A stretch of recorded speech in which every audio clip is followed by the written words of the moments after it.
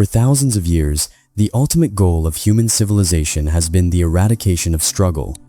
We have built walls to keep out predators, engineered agriculture to eliminate famine, and developed medicine to conquer disease. Our collective definition of a utopia is a state of absolute physical comfort, where resources are infinite, danger is zero, and suffering is a relic of the past. We operate under the psychological assumption that if we could just remove all the friction from life, we would finally achieve a state of permanent peace and happiness.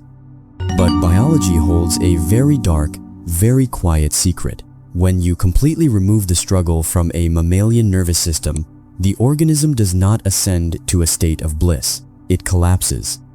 In 1968, an ethologist and behavioral researcher named John B. Calhoun set out to test the limits of utopia. In a rural facility in Maryland, he constructed a massive, highly engineered enclosure for mice. It was a perfect world. He called it Universe 25. The temperature was strictly regulated to an optimal level. There was an infinite, constantly replenished supply of food and water. There were no predators. Disease was completely eradicated through strict medical protocols. The enclosure was mathematically designed to comfortably house 3,840 mice. Calhoun introduced 4 healthy breeding pairs into this paradise and simply watched what happened when a species was granted everything it could ever want. What followed was one of the most chilling behavioral experiments in the history of science. It did not end in a thriving, peaceful society. It ended in complete demographic collapse, severe psychological mutation, and ultimate extinction. The mice did not run out of food. They did not die of a virus. They died of something much more terrifying.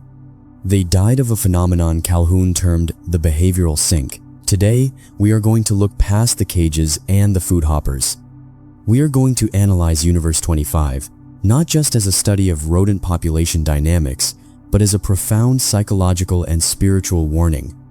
We will explore the crisis of purpose, the rise of the beautiful ones, and the lethal danger of a life without friction. To understand the collapse of Universe 25, we must first understand the biological necessity of friction. In the natural world, the environment acts as a Darwinian filter. Predators, cold weather, and food scarcity provide constant, low-level stress. This stress forces the animal to remain vigilant, to establish complex social hierarchies, and to actively engage with its environment. In biology, form follows function. The brain of a mouse and the brain of a human is an incredibly complex problem-solving machine. It evolved specifically to navigate scarcity and danger. When Calhoun placed his mice in Universe 25, he unplugged that machine. Initially, the population exploded. Without the natural mortality rate to keep the numbers in check, the population doubled every 55 days. They ate, they drank, and they reproduced. But beneath this rapid expansion, the psychological architecture of the society was beginning to fracture. Because the food and water were infinitely abundant and placed in central locations, the mice no longer had to forage. They no longer had to work together to survive. The primary external load was removed from their biological system. In human physiology, if you send an astronaut into the zero-gravity environment of space, their muscles and bones rapidly atrophy because they are no longer resisting the weight of gravity. In Universe 25, we witnessed psychological atrophy. The minds of the mice were suspended in a zero-gravity environment of infinite resources. Without the friction of survival, the complex social behaviors that defined their species began to dissolve. They forgot how to be mice. Every functioning mammalian society relies on a structured hierarchy. In a normal environment, male mice establish territories. They defend these spaces, which creates order, regulates mating, and protects the young. These alpha males serve a distinct, vital role in the ecosystem. But Universe 25 created a mathematical impossibility for the male psyche. As the population swelled past 1,000, the enclosure became crowded. Not physically, there was still plenty of physical space, but socially. In the wild, a defeated male can simply run away and find a new territory. In Universe 25, they were trapped in paradise. The alpha males found themselves defending their territories against an endless, relentless wave of younger rivals. The sheer volume of social interactions overwhelmed their nervous systems. Eventually, the alpha males simply gave up. The psychological cost of constantly defending a boundary in a crowded, infinite resource environment became too high. They abandoned their posts. They stopped defending their territories, and crucially, they stopped protecting the females and the nests. This was the first major structural collapse of the society. The male mice lost their biological purpose. They became aimless, wandering through the enclosure, occasionally engaging in random, pointless acts of extreme violence, or withdrawing completely into a catatonic state of depression. When the roles evaporated, the psychological foundation of the community shattered. With the male mice psychologically broken and unable to provide defense, the biological burden fell entirely on the female mice. In a natural setting, a female mouse is protected by the territorial structure of the pack, allowing her to safely nurse and raise her young. In the collapsing social structure of Universe 25, the females found their nests constantly invaded by wandering, aimless males. This unnatural environmental pressure triggered a severe behavioral mutation. The females became hyper-aggressive. They had to take over the role of defense, which fundamentally altered their neurochemistry. This aggression did not stop at the boundaries of the nest. It bled over into their maternal instincts. The stress of the constant social friction overrode their biological imperative to nurture. The mothers began to attack their own young. They would kick pups out of the nest before they were properly weaned. They would abandon entire litters in the middle of the enclosure.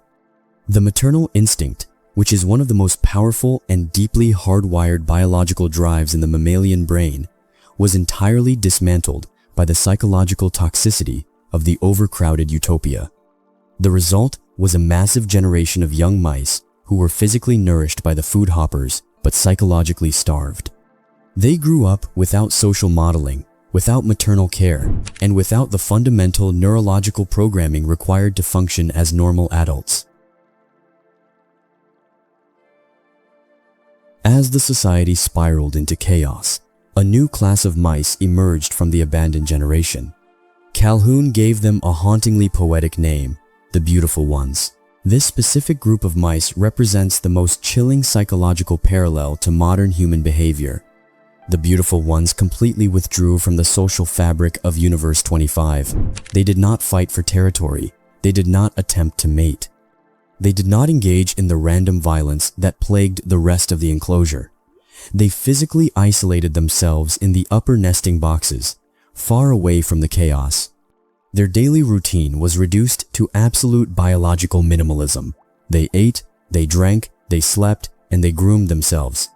Because they never engaged in conflict, they had no scars. Their coats were pristine, smooth, and perfect. They were physically flawless, but psychologically, they were entirely dead. They possessed no social intelligence. If you removed a beautiful one from Universe 25 and placed it in a normal mouse society, it was completely incapable of interacting. It didn't know how to court, how to fight, or how to play. The beautiful ones represent the ultimate psychological retreat. When the environment became too complex and the social friction too intense, these individuals opted out of existence entirely, choosing a life of passive consumption and narcissistic self-grooming over the pain of social engagement. One of the most profound observations Calhoun made during the Universe 25 experiment was the phenomenon of the behavioral sink. The enclosure was designed to hold 3,840 mice. The population peaked at 2,200. Mathematically, they had plenty of space. 20% of the nesting boxes were completely empty, yet the mice refused to spread out. Instead, they crowded together in massive, suffocating masses in the center of the enclosure. They would only eat from the same few food hoppers, ignoring the others entirely. They became pathologically addicted to the physical presence of other mice, even as that proximity was driving them insane. Psychologically, this demonstrates that overcrowding is not a physical metric, it is a psychological state. The behavioral sink occurs when an organism is forced into constant, inescapable social contact. A healthy nervous system requires periods of isolation to process data and regulate neurochemistry. When privacy is eradicated, the brain is trapped in a state of perpetual hyperarousal. The mice in Universe 25 became hyper-socialized. They were so conditioned to the constant presence of the crowd that they lost the ability to be alone. Yet, the constant friction of the crowd destroyed their individual identities. They were crushed not by a lack of space, but by the relentless, overwhelming gravity of the collective. At day 560 of the experiment, population growth abruptly ceased. A few months later, the population began to decline. Despite having infinite food and water, the mice simply stopped breeding. The social fabric had completely dissolved. The females retreated to the upper boxes. The males wandered aimlessly. The beautiful ones groomed themselves in silence. The population dropped from 2,200 to 1,000 to 500 and eventually to 0. Universe 25 went extinct. Calhoun theorized that the mice actually died twice. He called this concept the first death. The first death was the death of the spirit. It was the death of purpose, the death of social complexity, and the death of the desire to engage with the world. The first death occurred when the alpha males gave up their territories, when the mothers abandoned their young, and when the beautiful ones withdrew into absolute apathy. The second death was the actual, physical death of the biological organism. The profound spiritual warning of Universe 25 is that the second death is merely a biological formality once the first death has occurred. When a society loses its ability to generate meaning, when the individuals within it no longer have roles to play or struggles to overcome, the reproductive drive simply shuts down. The organism realizes, on a deep, subconscious level, that there is no psychological justification for its continued existence. It starves to death in a room full of food. When we analyze the Calhoun effect, it is easy for critics to point out that humans are not mice. We are exponentially more complex. We possess advanced cognitive reasoning, culture, philosophy, religion, and the ability to consciously alter our environment. This is absolutely true.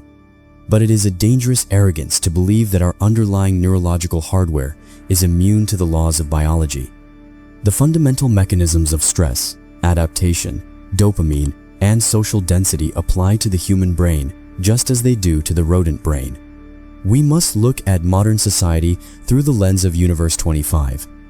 We have largely eradicated the Darwinian filters of our ancestors. We have infinite calories available at the push of a button. We have engineered environments of perfect climate control, and yet we are witnessing a massive rise in psychological distress. We see the collapse of traditional social roles and the friction it causes in human relationships.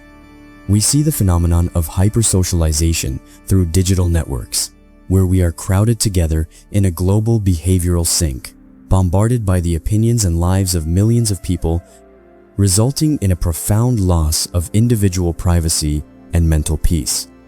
Most chillingly, we see the rise of the human equivalent of the beautiful ones. We see a growing demographic of individuals who are retreating from the complexities of the physical world. They are opting out of the difficult, painful processes of dating, building families, and engaging in community conflict. They are isolating themselves in comfortable, climate-controlled rooms, passively consuming infinite digital entertainment and projecting a flawless, curated image to the world. They are physically safe, but psychologically dormant. The spiritual warning of the 1960s is not that the world is going to end in a fiery apocalypse. The warning is that utopia is a trap. The Calhoun effect teaches us that a species defined by its ability to overcome adversity will slowly destroy itself when all adversity is removed. We are creatures engineered for the climb. We require the gravity of responsibility to keep our psychological bones from losing their density. If we are going to survive the technological paradise we are currently building, we cannot passively float through it. We must consciously and intentionally manufacture our own friction. We must choose to carry heavy loads. We must commit to difficult relationships, pursue arduous physical and intellectual goals, and and refuse the seductive comfort of absolute safety. The only way to avoid the first death is to actively seek out the struggle that reminds the brain why it is alive in the first place.